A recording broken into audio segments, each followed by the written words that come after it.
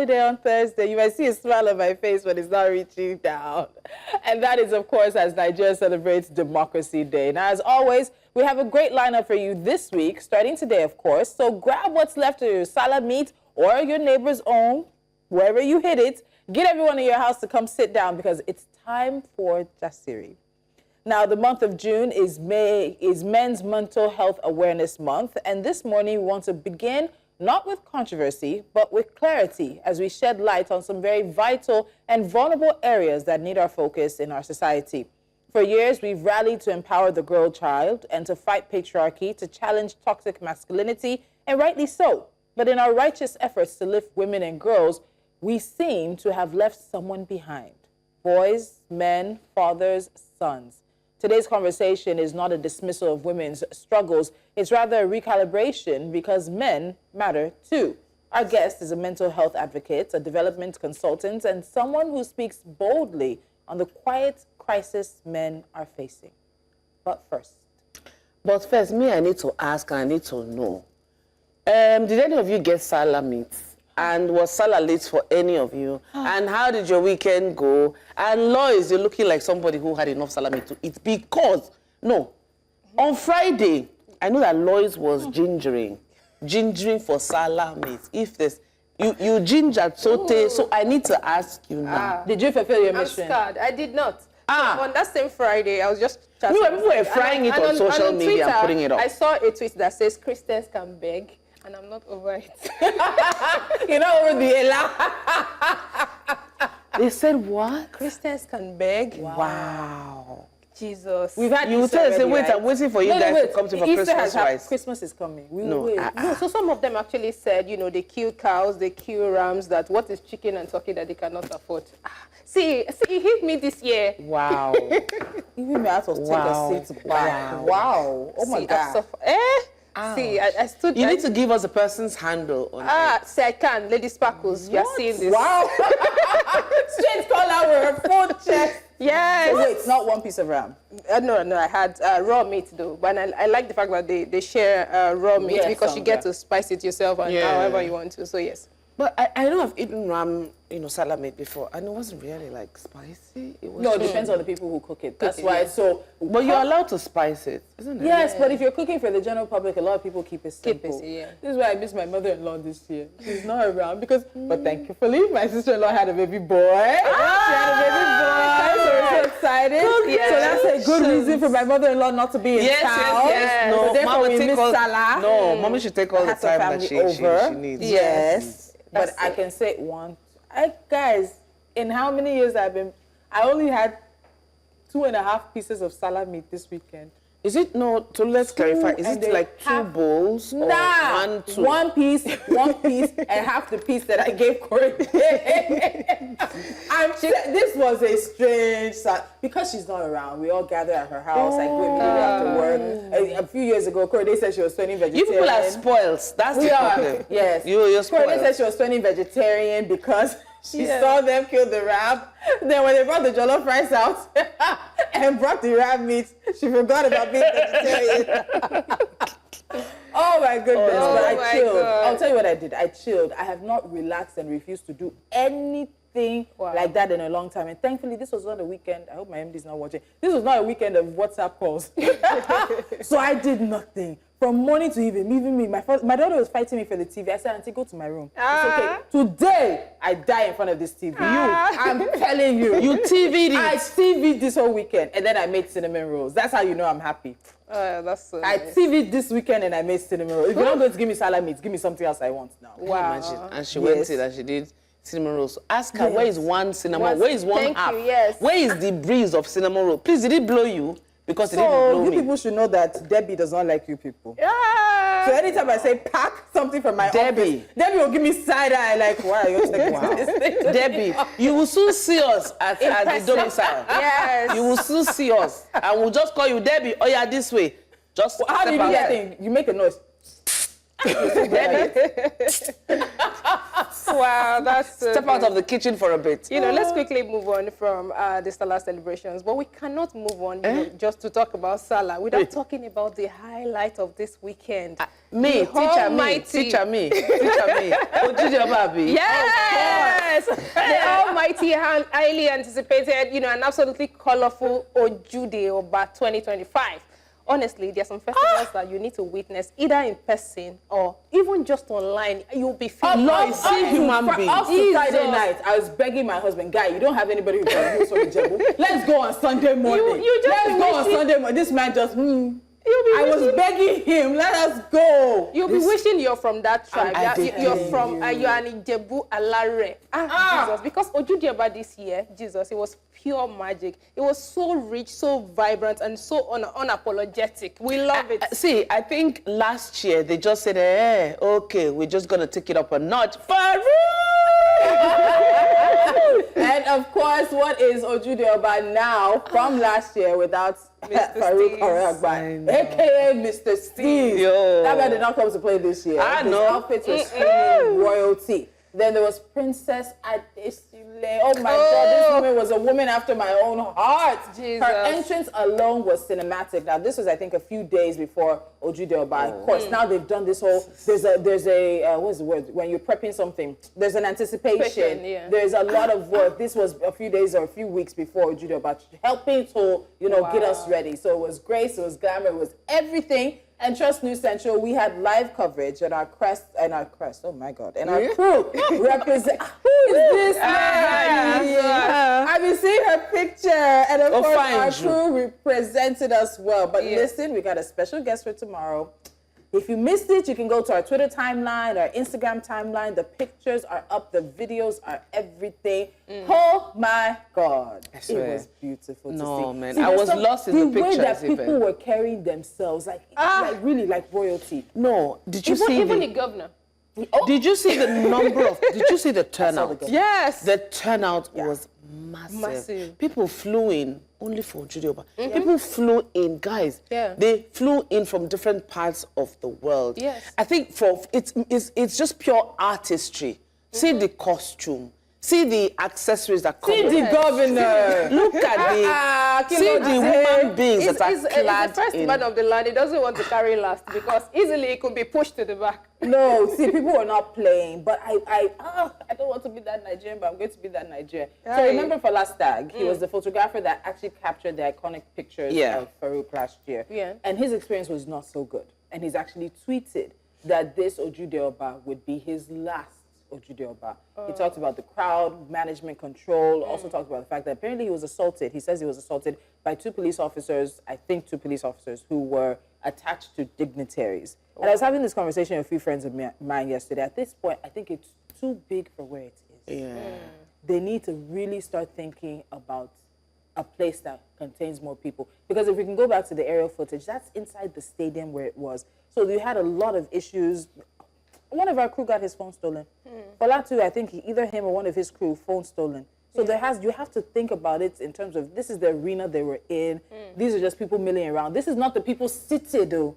This is not the people seated. So as this festival grows, which I know it's going to continue to grow, and it's going to become one of this these is a stadium. predominant festivals on the festival calendar in Nigeria, we need to start taking some of this feedback in. The government needs to take the feedback in. The sponsors need to take the feedback in as well. It was just something else. Absolutely. This guy could not go anywhere. From Friday, we spoke to him on Friday after Eid prayers. He could not move without a crowd at that point. And it's going to be like that as more and more people want to become part of Ojude Oba. So I really think as much as we're celebrating, let's think about it in terms of the infrastructure, the security, the crowd management, the population of people expected as well, so that as it grows in the good ways. I was so sad to see Fola's No, I was sad because I thought this year would amplify for him than last year, because last year he was the person, he was the reveal. You understand? So I thought this year would be. I'm so sorry about that. But Tolu has a point. And it wasn't even the only photographer. There were also, claims of drones crashing. Woo! Yes, and, we know that's expensive. Where? Let's be honest. So yes. Okay. There's work. Guys, so before we go any further, let's take a moment to reflect, because this Thursday, Nigeria marks Democracy Day. It's a day that reminds all of us of the sacrifices made for freedom, the voices that rose against silence, and the journey we've taken as a nation toward democratic values. And as women, as storytellers, and as citizens, we understand that democracy must include every voice, especially the ones too often pushed to the margins. We will also be here on this table to unpack Democracy Day and what it means to all of us as Nigerians. And of course, it's going to be another public holiday. But like Tulu says, that laughter not really reached down. We'll be here. We get to miss again because, of course, we'll be here. But it's okay. We love our jobs and we'll be right here for you. Now, Democracy Day, from May 29th to June 12th, that's a conscious decision to move in your head. That, because I was interested to hear what the president would say on Democracy Day. Then I remembered that, oh, it's not May 29th anymore. It's June 12th. So I have no idea what President Tinubu is going to reflect on this year's Democracy Day. I do hope he reflects, because May 29th, which was supposed to mark his second day in office, he gave us a speech. Yes. Or he gave us a statement. A statement. That was released, and I think was it This read will be a and released? speech. There will be a so speech. I would hope that Democracy Day, well, it's up to him. You know, it was his second anniversary inauguration. He could say, you know what, I have work to do. I don't need to do a whole speech. But I do anticipate hearing from the president. But this morning, I was telling you guys in makeup, as I was coming in, I was listening to callers on the radio station talking about how they miss the military era of General Sani Abacha. They were romanticizing it. They were talking about how life was better, how there were no strikes, how fuel cost this much, how Nigerians could make money and live and be comfortable. And it was just a really staggering and disheartening conversation for me to listen to as I was coming. Because the reality is, for many Nigerians, they don't feel necessarily that the gains, the promised gains and the promised dividends of democracy have fully been actualized for them. Some of them who were calling were probably a little too young to fully remember. Even me, even though I didn't grow up here, it was just a name we all heard. So I might not have the same experiences, but some of them were a little bit too young. But there were older ones who were calling in and saying that that time was better than the time now. And it's dangerous. I had to think, Stockholm what syndrome? What are the things that stood out during Abacha's regime? I remember my parents, you know, adults at that time, they would talk a lot and complain. And now I'm trying to think in hindsight. I'm trying to remember, did they just complain because we are complaining people? Sometimes in vernacular, you complain because it's sweeter to hear in complain. So I don't know if there was something that stood out. But Stockholm Syndrome, I think now we love our captors. We're going back and looking at times, better times. But were they really better times than now? That's the question. So I don't know if it's a perfect yardstick to measure growth as a people and as a country. I don't know whether that is. And one thing that the presenter said is that you have to take such a conversation sector by sector. Look at human rights, look at the economy, look at security, look at education. Yeah, it's like doing is it that they didn't want to strike, or they couldn't strike because of fear of being locked up? Then somebody called in and said that he didn't take any loans. Is it that he didn't take any loans, or is it because we were a pariah nation under him that he couldn't even access any loans? So, you know, as time passes, people, the memory is vague, is foggy. The way things were is not exactly how many of us actually remember them. And there's this thing that they say, eyewitness testimony is one of the most unreliable testimonies in the world. 5 people will tell you 5 different versions of an event. And it's the same thing I was listening to, but it strikes me that at the end of the day, as we're marching towards another Democracy Day, many Nigerians are falling out of love with democracy. For us, it's losing its luster because they're asking, what exactly has this democracy brought us? And probably, is democracy for us really? Because you begin to look at there are other forms of government. Yeah, like, are we stuck on, did they swear for us democracy? Does it really work for us? It's like you're trying to fit your belongings into a house that is too small for you. But you're convincing yourself that maybe because the church or somebody in the spirit told you that this is where you belong. And that's why, so the difference, we have to ask ourselves some very pertinent questions. And we'll get into that. Really for us. We'll get into that as we celebrate Democracy Day on Thursday, June the 12th. It is a national celebration here in Nigeria, and hopefully it will be a national conversation. You're watching Jasiri. Now, when we come back, we're shifting gears to a conversation that matters deeply but often gets overlooked: men's mental health. June is Men's Mental Health Awareness Month, and we're exploring what it really means to close the empathy gap for men. Why are so many men still suffering in silence, and how can we all do better, not just to hear them, but to truly see them? Our guest is David Oludaye, clinical psychologist and the executive director, Lifeline and Milestone Inclusive Development Consult. He joins us after the break. Stay with us. Welcome back to Jasiri. Today we turn the spotlight on an often ignored crisis, the mental health of men, especially within the African context. As we know, June is Men's Mental Health Awareness Month, and this year's theme is closing the empathy gap, which calls us to reflect on how society listens or fails to listen when men cry out, often in silence. In Nigeria, like in many African societies, strength is often equated with silence. Boys are told not to cry. Men are expected to shoulder pain without flinching. But behind the mask of masculinity, there are real struggles. There's depression, there's anxiety, there's trauma, all compounded by cultural expectations, economic pressure, and the fear of judgment. So today on Jasiri, we ask, what does it take to create safe spaces for men to be vulnerable? How do we dismantle the stigma? And how do we build a culture where empathy meets action? More importantly, how can we remind our brothers, our sons, our fathers, and our friends that seeking help is not a weakness, it's a strength? This is not just a conversation for men, it's a call for all of us. So joining us once again is David Oludaye, clinical psychologist and the executive director, Lifeline and Milestone Inclusive Development Consult. David, it's always a pleasure to have you on this table. Thank you very much. Good morning. Good morning. Back to Jasiri. Should we say the first thing you said to us when you sat down? The first challenge he laid down. The first challenge you laid down. He said, okay, do we need to say it? You can go ahead. Okay, he said that we It's checked part on of the the man's mental health today. I think something like that. Yes. Yes, but let's come to you quickly. Why do you think it is hard to have some of these conversations, especially as we all know that, so many responsibility fall on the shoulder of the men in our society, especially here in Nigeria? Okay, so first of all, we talk about the societal structure, all right, and also the upbringing of a man in a typical African society, most especially in Nigeria. Makes it difficult for men to actually become emotionally expressive. All right, and that leads to different form of mental health challenges for men. So the societal structure majorly, and it has to do with expectations. When I talk about expectations, I'm talking about how do you expect men to behave when they go through certain challenges? What do you expect them to do?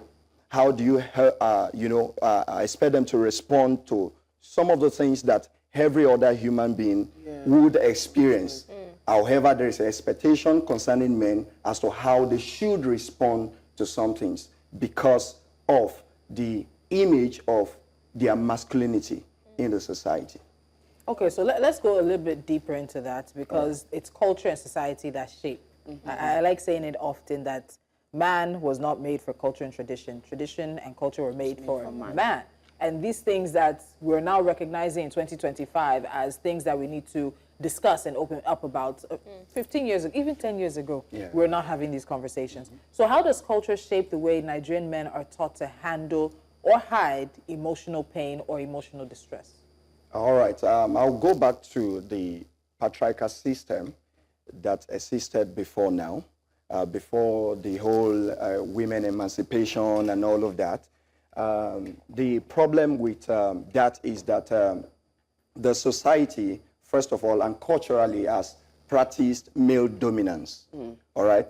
And because of that, it puts on the man the strength that doesn't even exist naturally, that needs to, be as a skill be honed, all right? And when we look at the culture also, the culture also says that the man is the head. And this is not just culture alone. We have religious beliefs that says the man is the head. He is to be a leader. And when you come from that angle, that point of view, then it means that you are basically thinking of being a leader, and you want to set example for the people who are looking at you. And so, because of that, there are things that the society and culture already believe is a taboo. That the male is a figure of strength, is a figure of leadership. So anything short of that seen in a man then is a sign of weakness. And so that has impacted the way men actually, talk about their mental health. All right, so talking about mental health, we know that it affects women and men differently. Definitely. So in this month of June, that's Mental Health Awareness Month for men, I'd like to find out, what are the mental health issues that predominantly men face, or that show up differently in men than women? All right. And that women often ignore. From the angle of upbringing, then you begin to talk about trauma, PTSD, from their upbringing, what they saw in other male figure growing up. And this is why this issue of domestic violence and breaking the cycle is so important. So when you talk about that, then you talk about fear, talk about anxiety that comes with, the responsibility of the male figure in the family setting, not only in the family setting, relationships, and wherever a man finds himself. So anxiety, you talk about, I've talked about fear, you talk about anxiety. You also talk about what do you call, how would I put this now? The way a man actually, relates with the female, gender in a relationship. And most of the time, the expectation from the children, let's say a man who is married, for example, the children expect that, okay, you typically should be the breadwinner of the family. The woman is also looking at the man. I am not saying that should be the way it should go, but I'm saying that in the typical African society, we're talking about culture, right? So he should fend for the family. And so these expectations comes together to form a level of anxiety, because the man is looking at meeting up with these expectations. And when he's not able to meet up with these expectations, then the fear of how would I be perceived by people who look up to me is another struggle in men that is actually more visible in, men's mental health than in women. The anxiety of responsibility. From their direct families and extended families. Let me give you an example. Let me give you an example. I was in an drive yesterday. The driver, I was observing for the first time. Usually I sit at the front. So I sat at the back because of my pickup point. So I could reach out to the back door easily. So I sat there. So I was observing him. And he picked a call came into his phone, and he didn't pick the call. I kept observing. So he kept ending the call, and he started, uttering some words to himself. He said something like, "They don't even know when I am at work. Am I the only child in the family?" So I sat down and I observed his struggle. And I felt, look at the expectation. If this young man is married, he's having the children, maybe the parents are back in the village. Now, maybe he's not even the first child of that family. If he's the only boy, there is this level of attention paid to him to make him feel like you have to take certain responsibility. So it's not about the position in the family anymore. It's about the gender, being male. And that is actually important, because all you could say was, am I the only one in that family? And he didn't pick the call. And the next person that called him, I think even for business, he was already passing on the hanger on the person again. Please, I said I am coming. I said I am coming. I said I'm, immediately I had to, send him his money so that he can go down. Oh God, don't turn it towards me. But let's pick up on that, because men are not acculturized to discuss their feelings or to find ways to process and even work through them in the same ways that women are given space. I can call a girlfriend up and we can be on the phone for 4 hours and we work through the issues, we give advice. I don't know if you guys saw some of those trending videos in which men would call their friends and say, and then say, I love you, and on the end of the phone was just dead silence. And so many of them are not used to it. They're like, what are you saying? Are you dying? And it should not be so. So how do mental health issues play out for men? Since we have a space, and it's not that we don't have our own, men are the ones who commit the most number of suicides in the world. Even though women do try suicide as well, men are more simply successful, or that's the word, I'm so sorry, successful at it. So how is it that mental mortality health rate is also high? It's high. Then there also, when you look at some certain types of diseases, there are a higher range of them that come out in men. So how do mental health issues play out for men? You just give us one example now. How does it play out in the home, in the workplace, and even in general society? Okay, so I would just pick on a few major areas. Now, first of all, I would talk about the area of the man trying to, get to figure out how to handle his personal stress. All right, stress. Then we look at the area of, apart from stress, we also look at the area of substance abuse. Yeah, now, we draw from things that they actually love to do naturally. So it plays out in a man, and those are the signs. Those are the signs that you need to look out for. So now a man who loves to do something generally, and you started saying that this person has started withdrawing, then the man could also begin to manifest this in maladaptive behaviors. All right, when you talk about maladaptive behavior, you are talking about, even though to them is a means to escape from the mental health struggle, right? It is still a bad behavior that will consequently still impact their mental health. But they still choose, okay, like I said, sometimes it could be something positive from the very beginning. Like a guy trying to eat the gym excessively. But it's just a means of escape. Before you know it, it becomes an obsession. And the guy cannot just stop doing that. Because each time he tries to get to that space where those mental health struggles begin to pop up, he hits the gym again. He hits the road to run. So those are maladaptive behaviors, such as those things now begin to, hinder their daily functioning. So he escapes work to go do exercise. Or he escapes home. He escapes home to go and drink with his friends. Those kind of things. So those maladaptive behavior can actually be positive and also negative. And some of those ones that are actually negative has to do with, like she said, the use of substance and abuse of substance, and all of those kind of, and sometimes it also results in violence because of pent-up emotion that has not been expressed. Hold that thought, David. Let's quickly take a short break. We'll be right back, guys. This is Jasiri, and we welcome you to the Men's Mental Health Month. We'll be right back. Welcome back.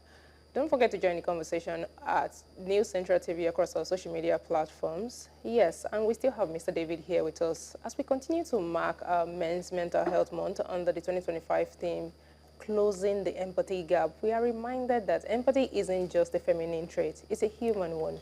So today we'll continue to dive into what empathy truly means for men, how it feels, how it is received when it's missing, and what is costing us when it's missing especially. We still have the clinical psychologist, Mr. David Oludaye, here with us. He's also the executive director of Lifeline and Milestone Inclusive Development Consult. Mr. David, let me ask you this. We've been talking about mental health and, men since morning, but here in Nigeria, men are directly the providers. I mean, all over the world, but like, that's what they're expected to do. How does this, mentality of being a provider, a strong man, how does it contribute to, mental health struggles amongst our men? Yes, basically, as I mentioned earlier, expectation breeds some level of anxiety.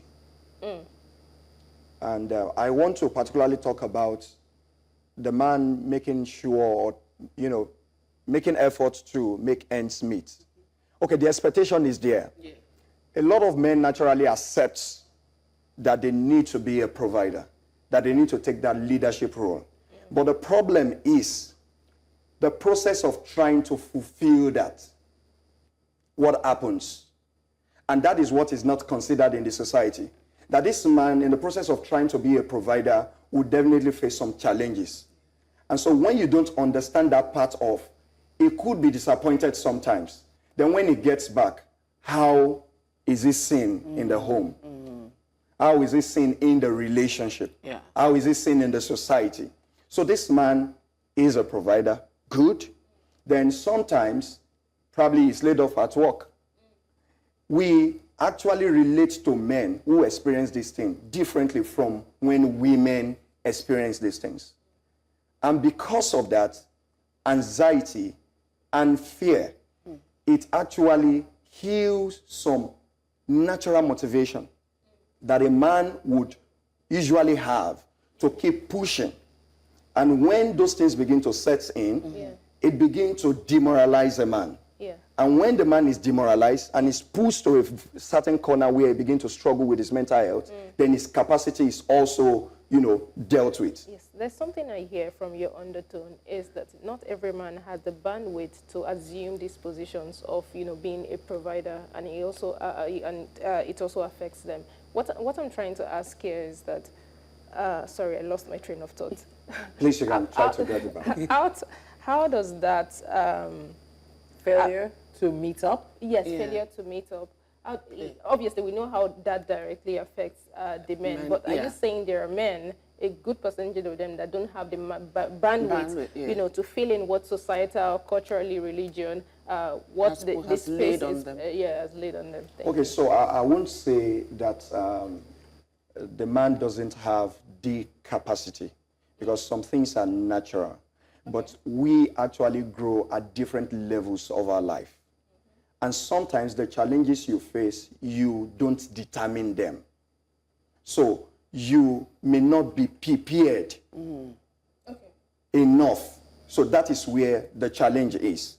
It's not about having the capacity. And also, I would say partly so, because if you have an upbringing that doesn't prepare you for that responsibility, then you are going to experience, the downside of assuming, the role that a typical man would, the responsibility that man would take in the family or in the society. But this point that Lois brings up, I think it's an important one, because we're doing like we're not doing, but society has a cookie cutter expectation of men, and a lot of men are not like that. There are men who are effeminate, but they're not gay. In fact, there are men who are stronger, but the wife is a better decision maker. There are men who, let me just make the money, hand over the responsibility of paying the bills. So I think there are men even who are house husbands, who choose to be house husbands. But there's also that the shame, inexplicable shame or fear of being rejected. Now, how do we categorize this category of men? And okay, so we are merging a lot of things together. We are merging a lot of because they work together. So how does fear? In all of this, we have identified that there's some men that are like that. They're not. Women are better decision makers in the house, but does that diminish their role as men in the house? Also, Can we talk about that? Okay, let's talk about that. Okay, so now, because you made a statement last time. You made a statement last time you were here, and it stuck out to me. Something about leadership. Yes. And men in the house, and it was about leading your woman in the house, not being You want? Go ahead, Catherine. Let's talk about And it. then we said to you that you were going to come back. It's one of Yes, those sessions. yes. Okay. That's a conversation for another day. Yeah. Okay. So I was talking at that time. I was also talking about people who also are surprised to see me in the field of where women are all, mostly, working and. So now I would say that again, it's a function of upbringing. You see, I was just sharing with somebody before I entered the studio, just right there, because I was charging everybody up. Today's mental health awareness for men and all of that. Yeah. So I talked about how I was raised. And sometimes when I do some things in the house, my wife is actually surprised. Because I grew up with other female in my family, other family member who came to live with us. Okay. And we're raised together. And so this is what my mom does.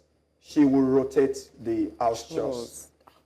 Are you seeing that? So you are sweeping this week, you're washing the plate. It doesn't mean that that's your permanent... You are sweeping the kitchen, you are mopping, you are doing this. So we're about 4. And every one of them were girls.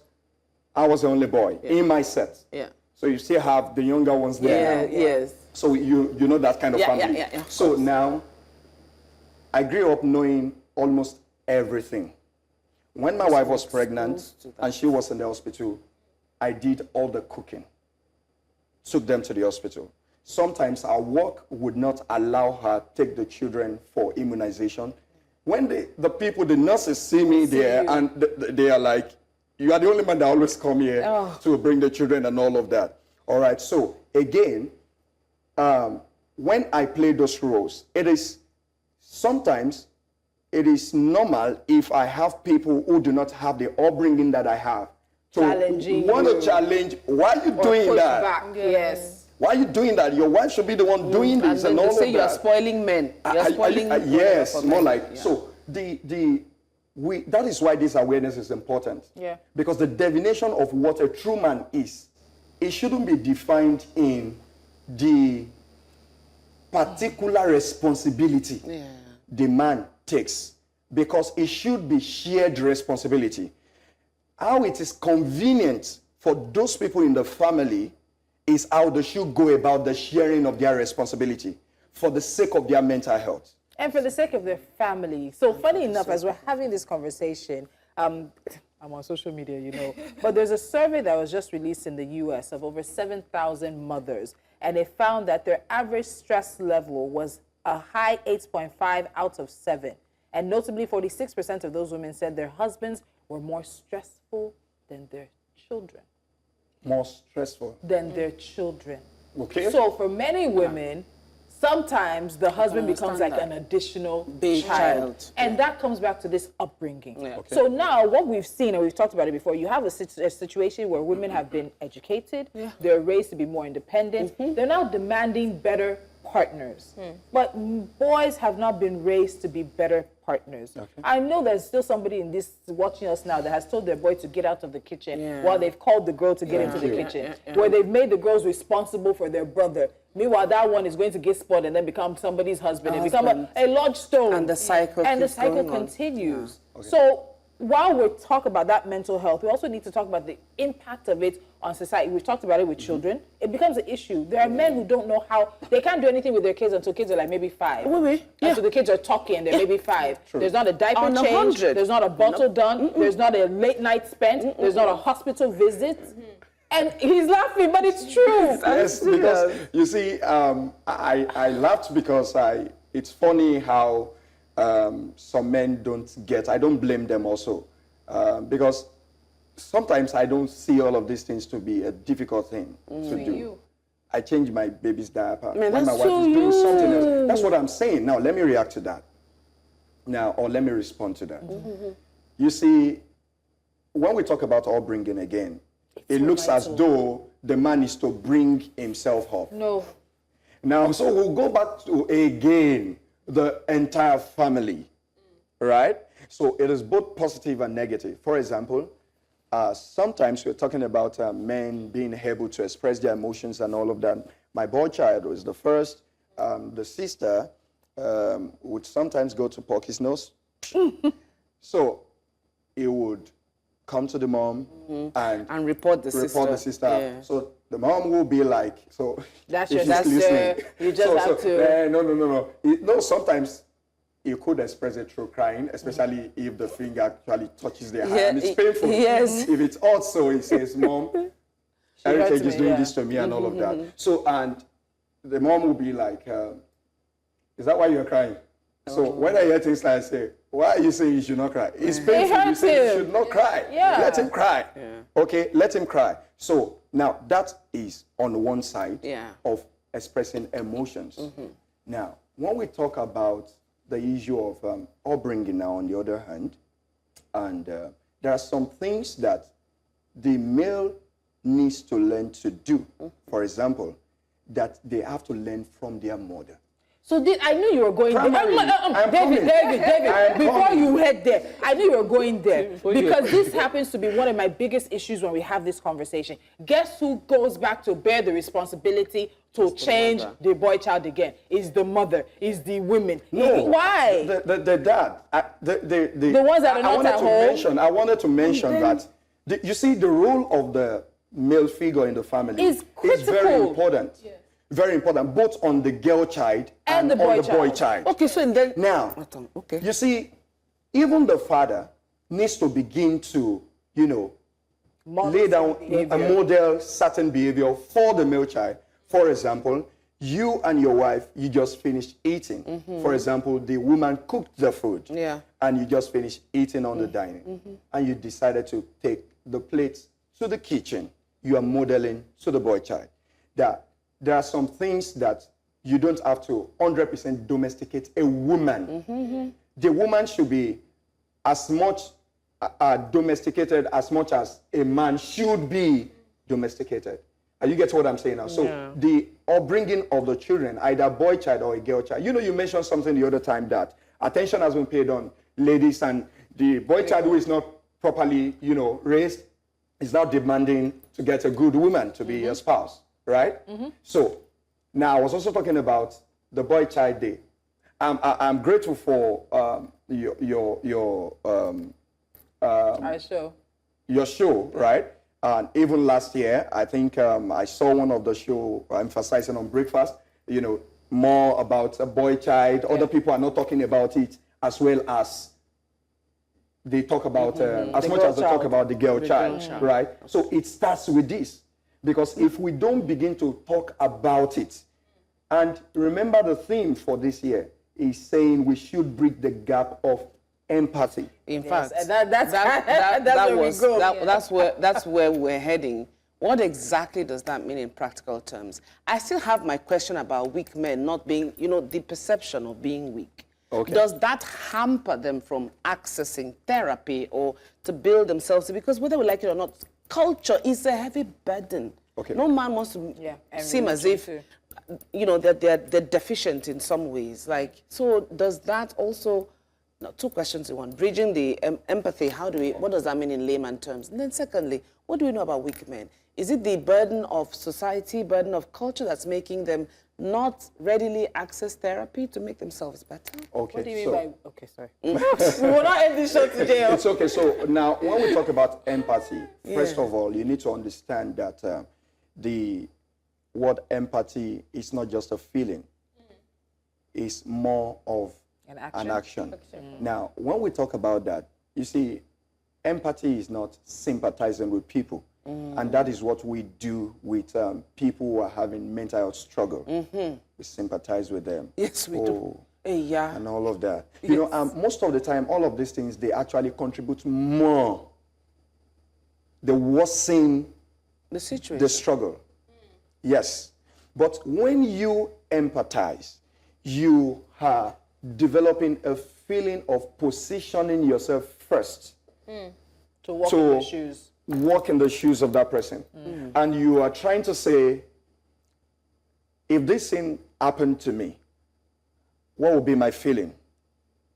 Are you getting what I'm saying now? Yeah. So it's not what you can put on yourself, but you just try hard to come to that point where then it helps you to let people who are struggling to understand that, oh, okay, what you you don't try to invalidate those things with your counsels and all of that. Yeah.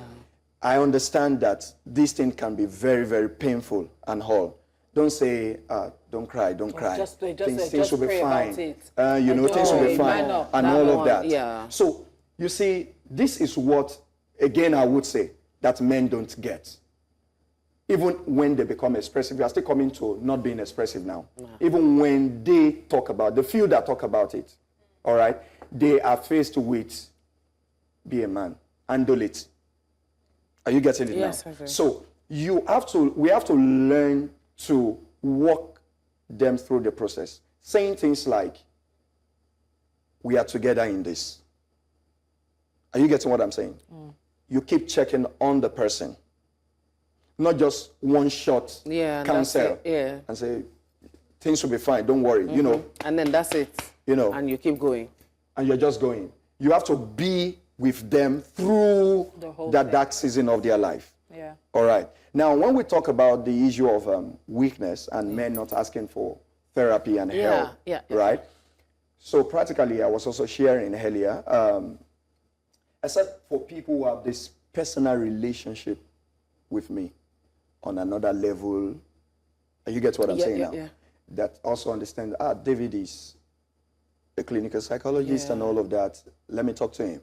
So pick up their phone. I have so thing I'm going through. So they talk to me. But I hardly get a call from a man booking a consultation. So it's, who books it for him? They don't book at all. That's what I'm saying. So they don't book. So I'm coming there. Book for so them? Meanwhile, you see a lady who wants to talk about mental health struggle.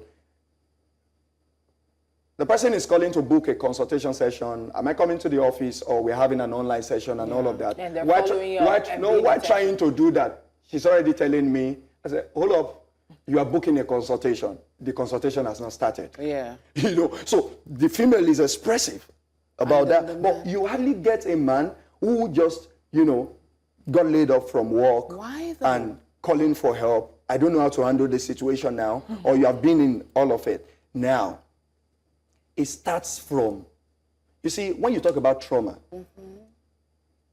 trauma is it's a thing. Is a negative response to past experience. Are you get what I'm saying now? Now, when we talk about, for men now particularly, you see, they all bring in again a child who have heard over and over again. Why are you crying? Cannot become a man that cries to his wife. Are you a girl? Are you saying that now? And so David, you have to come back. Who cannot cry to the wife. David, you have that to will lead come to back. a lot of things. They've been in our ear for the past 3 minutes. No, David. Because we also need to paint a picture of what a mentally healthy man looks like.